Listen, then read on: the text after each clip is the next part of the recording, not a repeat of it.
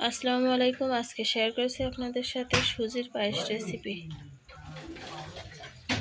প্রথমে একটি কড়াইতে সুজি দিয়ে ভালোভাবে ভেজে নেব। আমি এখানে সুজি হালকা করে ভেজে নিয়েছি, কারণ বেশি ভাজা হয়ে গেলে খেতে ভালো লাগে না। হালকা করে ভাজা হয়ে গিয়েছে, এখন নামিয়ে রেখে দিব। তারপরে একটি হাঁড়িতে 1 লিটার দুধ নিয়েছি, আর এর ভেতরে দিয়ে দেব কিছুটা গুঁড়ো দুধ। গুঁড়ো দুধ দিলে আরো বেশি ভালো লাগে।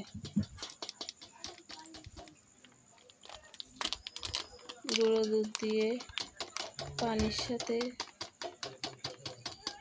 ভালোভাবে গুলিয়ে নিয়ে তারপরে দিলে অনেক ভালোই, কিন্তু আমি দুধের ভেতরে দিয়ে দিয়েছি, ভালোভাবে মিশিয়ে নিয়েছি। তারপরে পরিমাণ মতো লবণ দিয়ে দিচ্ছি, আর দিয়ে দিচ্ছি কিছুটা লং, দারচিনি আর এলাচ দিয়ে ভালোভাবে নেড়ে নেব।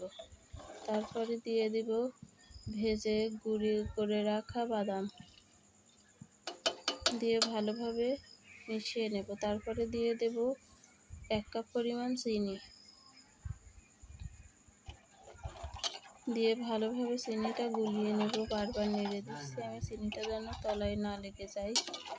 এজন্য দেখুন চিনিটা এখনো অনেকটাই আস্ত আছে, বারবার নেড়ে দিচ্ছি যাতে চিনিগুলো গলে যায়।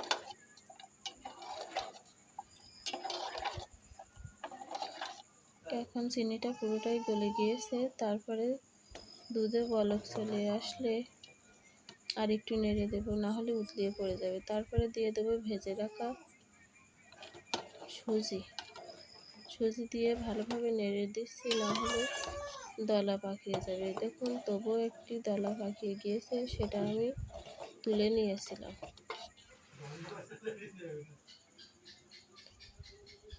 ভালোভাবে ফুটে গেলে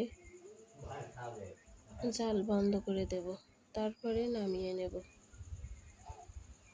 খোদা হাফেজ বন্ধুরা, সবাই ভালো থাকবেন।